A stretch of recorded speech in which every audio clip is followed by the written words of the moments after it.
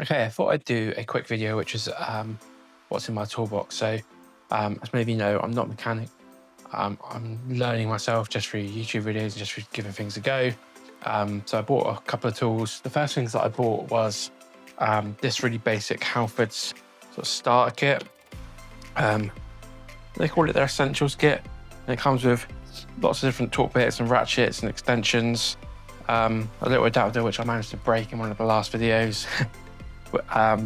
And then some pliers and different grips and different wrenches and things, bits and pieces like that. So this has got me through quite a bit. I mean, it's not the best set. It was like 20 quid or something like that. 20, 25 quid. It's a really good starter kit because it gives you, you know, some tools and a way of getting going, I suppose. One thing I would say is that what I didn't realise when I bought this is I thought all of Halford stuff was lifetime guarantee, and it turns out it's only the advanced stuff.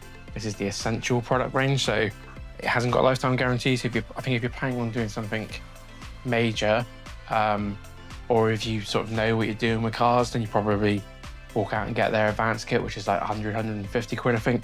But this has been pretty good. It's got me going.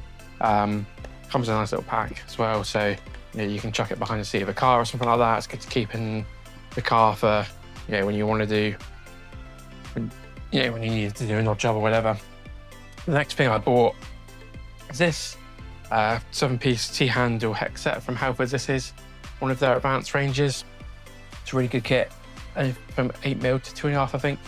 I never really realised this was a thing until I started looking into doing stuff with cars. I always relied on the Allen keys that come with flat pack furniture, but this is like more of a, I guess, like a professional way of doing things. So this is really cool. And it comes in like a little foam pack as well, which is good if you've got like a good toolbox system or whatever. It keeps it nice and organised. So that's awesome.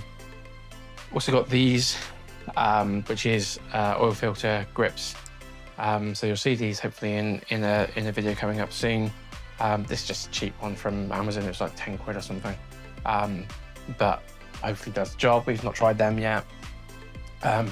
I bought a decent lamp, a decent inspection light. This is Lap Series 1. I bought this from Screwfix. It was like 25 quid, I think, which seems quite expensive for an inspection light. I might be wrong.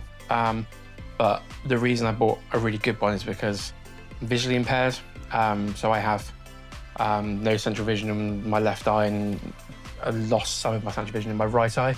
So things like a light really help, because in situations where something's really dark, it's difficult to see, I do struggle. So this one's got a full beam and then a smaller beam and then a one on top as well, and it magnetizes and hooks and things like that as well. So it's really great for working on cars. So that it has been a godsend.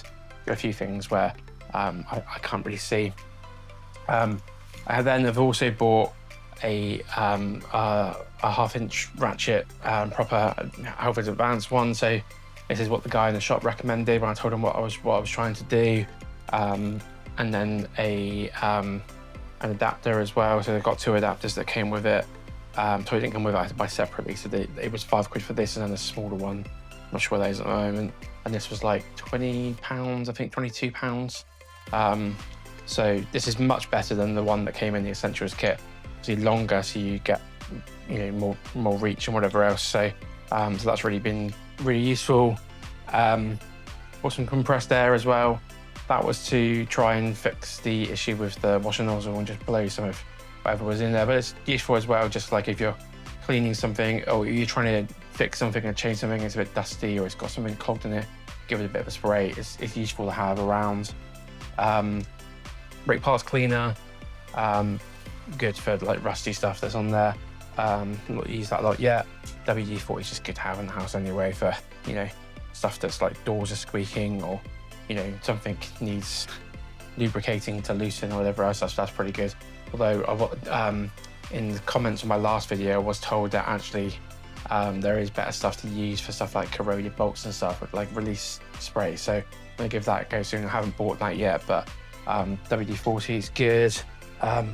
This is something that hasn't appeared on the show yet, but it will do soon.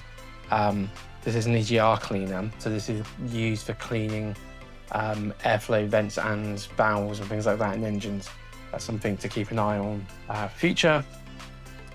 Gloves, good solid pack of gloves, size XL. I've got quite big hands, so they are essential for working on cars if you don't want to get really mucky and whatever hands. And then this is just a part I haven't yet fitted yet. This is a cabin air filter, which just keeps the, what's the name, just keeps the cabin clean in the car. So yeah, so that's it for now in terms of the tool. I haven't yet invested in a toolbox. I haven't got a garage. New build house has 2 parking spaces but no garage, which is a bit annoying. So I do need to invest in something that is mobile, can come with me, but also can keep all the essential tools in it. So I'm sort of doing a bit of investigation. So if anybody has a suggestion for a tool bag or box or something like that that works like that, drop a note in the comments. But yeah, that's it for this video. I just wanted to take you through a couple of tools that I've invested in so far. A couple of things that I'm looking at as well, looking at some electric torque wrenches and looking at a specific tool that might help with getting off those wiper blades. So yeah, that's it for now. Thanks for tuning in for this video. It's a nice quick one. And I will see you on the next one.